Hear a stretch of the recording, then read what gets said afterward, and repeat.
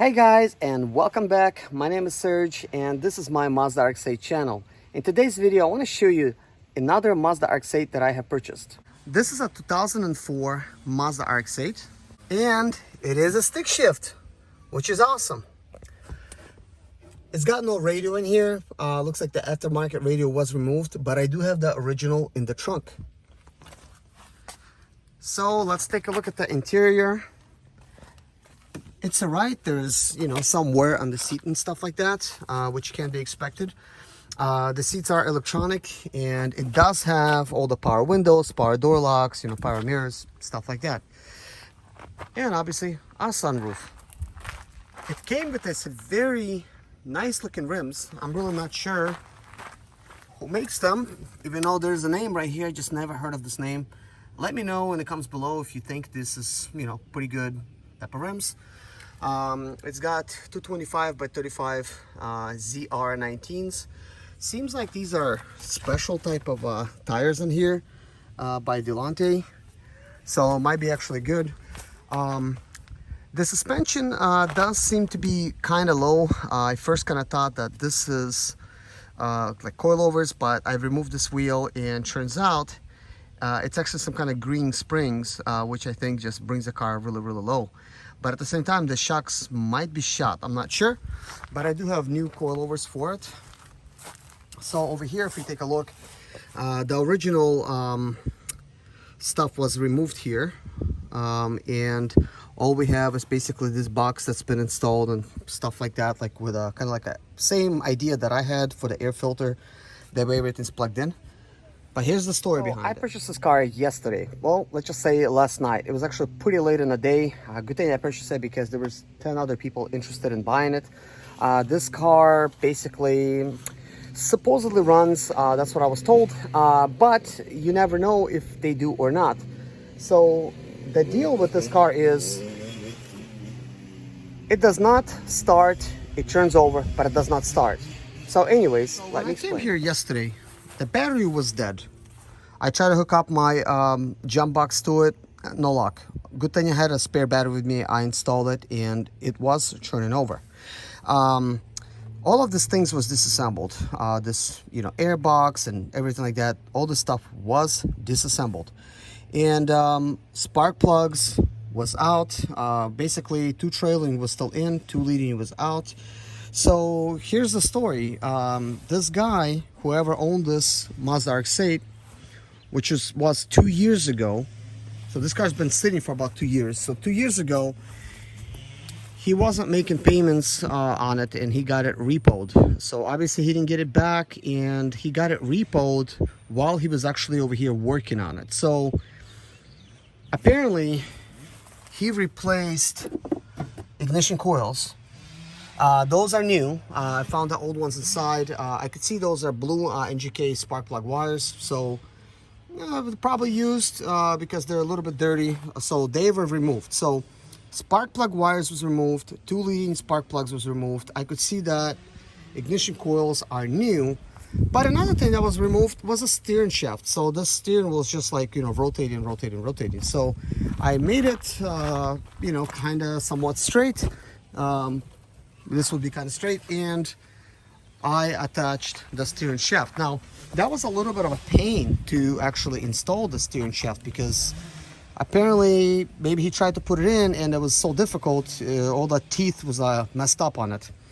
So anyways, I installed all this, and in the fuse panel, there's a couple fuses missing. So we had a relay that was missing and that number 15. So that's supposed to be a horn, and number 15, I believe it's hazards. Yeah, so there's a hazards that was missing and horn was missing. So this would not prevent the car from being started. But when I installed my battery, it wasn't fully charged. And at the same time, we're dealing with this. You could see that this terminal is all messed up. That's what we're dealing with here. So you cannot really get a good connection, but I think we got a pretty good connection, and we tried turning the engine over, but my cables on my jump box were like pretty much smoking. I mean, it was giving it a bunch of juice and it was barely rotating. So here's what I think because I was sitting for 2 years with 2 spark plugs being out, obviously condensation got in, and when it got in, possibly the engine slightly, you know, at the apex seals maybe started kind of getting locked up. Maybe there's some rust buildup on engine. So I believe this is why it's churning very slow. So what's it telling me is a little bit that because it's churning slow, maybe there's like rust buildup, but at the same time, maybe it's actually good compression because it is so hard to churn. But we don't know. It does have 120,000 miles on it, so most likely apex seals are gone. But hey, we don't need to do any guessing. I do have Mazda, you know, kind of like I guess approved compression tester for like $300, so I could actually do compression test on it. But at this point, either my battery was too weak or the engine is very hard to rotate. Now, before installing the 2 spark plugs, I squirted from like one of those oiling cans. I squirted like 3 rounds of oil into each rotary type of section, just in the leading because they were already out. And I was hoping that, you know, we could get it started, you know, like that. But it was still very, you know, it was like really, you know, churning kind of slow. And I think that I need to look into that. I probably need to spray a little bit more oil and try to rotate the engine with the spark plugs actually being out. That way it's kind of like not creating compression, but at the same time, it kind of like lubricate all of the, you know, apex seals and stuff like that, where the rotors are. So on Monday, which is tomorrow, I'm gonna have a tow truck come out and actually pick this car up, and then we're gonna be messing with it. Here's the walk around of the car. I think the body's in fairly good shape, which is nice. I really like the fact that it's silver. It definitely looks nice. Obviously got a problem with the fogging up taillight. This is a problem. There should be some seals that they made to remedy that type of issue. Looks like I'm gonna have to look into that because my Mazda RX8, you know, same deal, it's leaking. So I could see that it does have an exhaust, and this is Pro Staff Magic. Let's see, Joe Boundick. I never heard of this.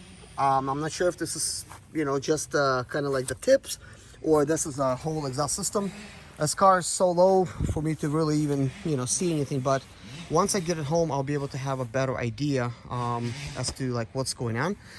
But overall, you know, I think this body is actually pretty nice. I like that it's got rims. I like the fact that it's thick, and this is something what I was actually hoping to find a kind of like a project car like this and pick it up, you know, for a good deal. So I picked this thing up for $2,000. Maybe to some of you guys it's a good deal, maybe some of you guys not, but I think $2,000 is definitely worth it. Even if this engine is shot, I got plenty of nice things that I could use. Like for instance, if I wanted to, now I could either, probably this would be easier, I could either take, let's say like my Mazda RX8 engine and stick it in here, and now I got a manual, or I could do like a manual conversion and convert my Mazda RX8 to manual, which would be kind of like pointless, you know, to do that stuff. But you kind of could see kind of like what I'm talking about. Like, I mean, if this car was just like a parts car, like it was just like bad, then yeah, I guess it would be worth it just pulling out that engine, you know, separating the manual transmission from it and sticking the manual into my car. But the manual conversion is like so difficult, and you would technically need to have a donor car to do it, and to have all the computers, all the electronics. I mean, I would technically have to swap everything into mine, which would be a lot of work and be kind of pointless. It's almost kind of easier to get this car. Anyways, guys, I just checked out the tips and I looked at the bottom, and it looks like an original Mazda RX-8 exhaust system. I'm not sure, it looks original. It's real hard to tell though.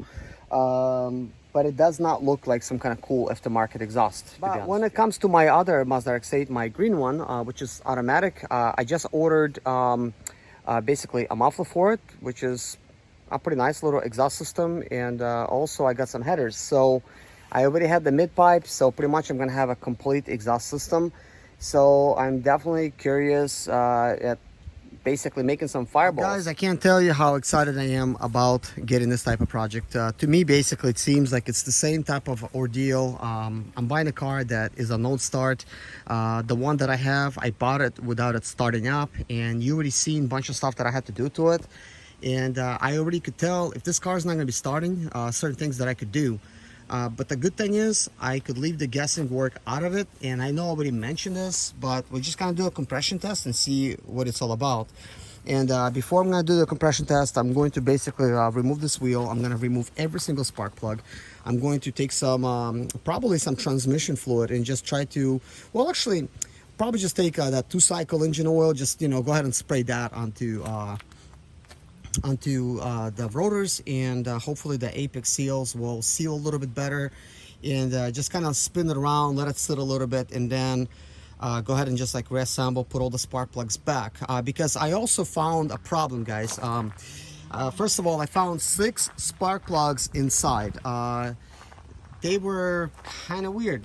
All 6 of them were leading, so the ones that's in the holes of the trailing here, I believe they might be also leading spark plugs. So most people, they don't really know that you have to have 2 trailing spark plugs at the top, 2 leading at the bottom, and he probably just got all leading in there. And the weird thing about it is the spark plugs that it does have in here, I believe I already put them up, but those spark plugs, yeah, you see this is a broken one. Let's see, we got 3 in here. I don't know where's the rest of them. Oh, well, I already installed the 2 that I had. So there was 2 broken and there was 2 like this. You could see that this leading one, it does not have that little thing. I mean, it kind of looks like a trailing spark plug.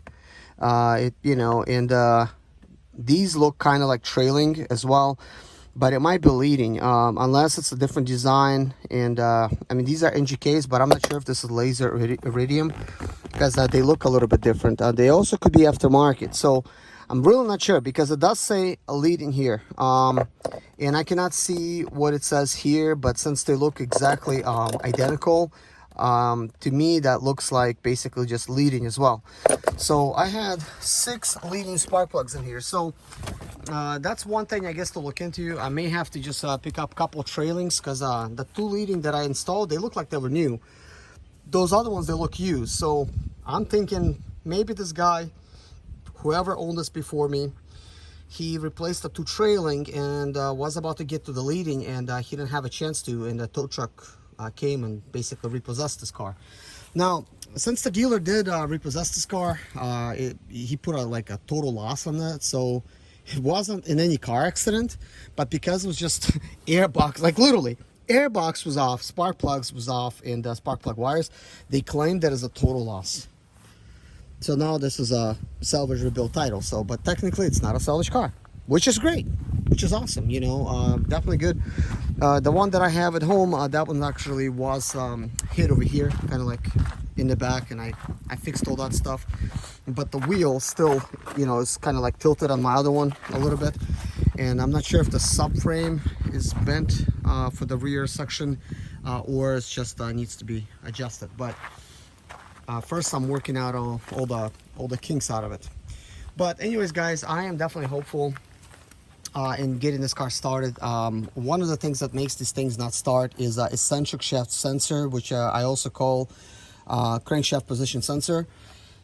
I found the used one inside, so I'm not sure if they installed a new eccentric position sensor, installed the new glow plugs, and try to install new spark plugs, which actually would kind of get this car going. But one of the problems is that if your catalytic converter is all stuffed up and stuff, this car is not going to start anyways. So that is like another problem, and he might have flooded the engine too. To deflood it, you have to actually, as you're rotating the engine, you have to press on your gas pedal, and of course you're going to be pressing the clutch at the same time with this one, otherwise it's not going to rotate. So pressing the clutch and pressing the gas pedal in will deflood this vehicle. So if he wasn't doing that, he was flooding it, and then maybe it was not starting. But anyways, I really don't have a complete story. I mean, all I have is basically this: a kid was working on in the parking lot, it got repoed. You know, nobody put this thing back together for 2 years. It was just like sitting like that. So yeah, possibly condensation inside of the engine and stuff like that.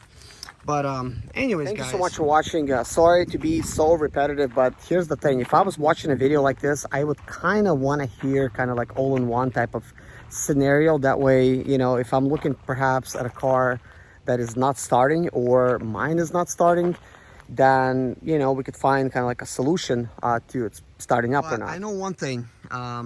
This car is definitely worth it to me at 2000. I mean, you got the good rims here. There's also a cold air intake in the trunk, which does not open. So there's, you know, both of those components that I could technically use on my other car and really be good with it. And of course, you guys already know my steering still does not turn good. Of course my steering is it is kind of like it's tilted a little bit, you know, to the right, so it's off angle. So possibly steering angle is off, and this is why it's on. But it might be electronic. I may have to just, you know, get in here and swap out like one of the computers for the steering and see if that's gonna solve it, because this is a 2004. Most likely it's gonna fit, and maybe should like plug and play it, you know, and see what happens. Which makes me hopeful. I mean, if my steering is going to be back, then it's going to be good. So what is the plans for this car once I do get it started? Well, guys, I was saying earlier on, I'm not sure if, you know, which video, but I did wanted to take a Mazda RX8 to the track. Hopefully it, you know, to be a stick car. So if I could actually fix this, which I will, no doubt about it, but I'm hoping that I could just start it and not really have to put any money into it. But even if I have to rebuild the engine, it's going to be all on the channel, and you'll be able to see everything that I do, because I'm definitely a really big Mazda rotary enthusiast. And you know, I want to learn everything about them and share as much knowledge with you guys as possible. But anyways, that being said, guys, this might make a good, you know, track car. I might be able to just you know, do all kinds of things with it. You know, maybe make this, you know, put a turbo on it. Maybe, you know, put a RX-7 engine into it that has a turbo, or maybe try putting a turbo, you know, and just take this thing to the track, because you know they handle superbly, like in corners and everything. So this car would be amazing to just drive at the track, and I think that means I would not have to basically do anything. Like, I don't have to have insurance on it or like tags. I could just basically take it like it is, put on the trailer, tow it to the track, and just have fun with this car. But my other Mazda RX-8, I think it would be just awesome for just like regular type of cruising. I could just, you know, get into my automatic and just get to where I'm going and still enjoy it, because it does have pedal shifters. I do like to use them. It's still fun for me, even though it's automatic. I know it's a little bit less horsepower, but by the time you end up putting exhaust system and everything like I'm doing, it's probably going to be loud and stuff like that. So for everyday driving, maybe, you know, especially if you have a headache that day, might not be so fun. But a track car, man, I think all the way, you know, put an exhaust system and everything on it. So if I could get this car started, most likely that exhaust system will go here, and then I'll have to take this muffler and put on my other one, because my other muffler was hit and the pipe is kind of bent a little bit. So it's sometimes I could hear the vibrations. So, I mean, I could get that stuff taken care of, but one of the pipes is ripped. So it'd be cool. I just, you know, take this exhaust and swap it into that one and put a full exhaust here. The only thing is, I'm not sure if this still has the old cat or it's got the new cat, because if it's got the old cat, this is another reason they will not start. So at about this type, you know, mileage, those cats are like really blocked up, and you just can't get the car started. You're just gonna be spinning and nothing. And then also, before I go, I want to let you know like this other little thing. I know I took a little break from my channel from posting, but guys, I had my Mazda RX-8 parked probably for about a month. With the battery plugged in and everything. I did not even disconnect the terminals, because I wasn't planning to park it for so long. Because the reason I parked it is because my radiator is leaking, and I bought another radiator. I was waiting for it to come in. It took a little while, because you know, that's how shipping is. And when it got to me, I wasn't ready to install it because I had other things going on, because I also repair diesel engines for a living for customers. So I had a bunch of work with that. So I was really, you know, I had my hands full. But basically, my radiator came in. I actually already installed it, and now I'm waiting on transmission oil cooler, because I'm going to be installing that as well, making a video on that as well. But you know, that being said, it's been sitting for about a month, guys, and it started right up. I had to put a new battery in it. First crank, that car started like right up. So that was actually quite awesome, because I did not expect it, but that was a good test for it. I mean, maybe after all, it's maybe, you know, I haven't tested the compression on it yet. I haven't had a chance to. But hey, man, it started right up, and I think the compression might be pretty good on that car. And, you know, you just never know.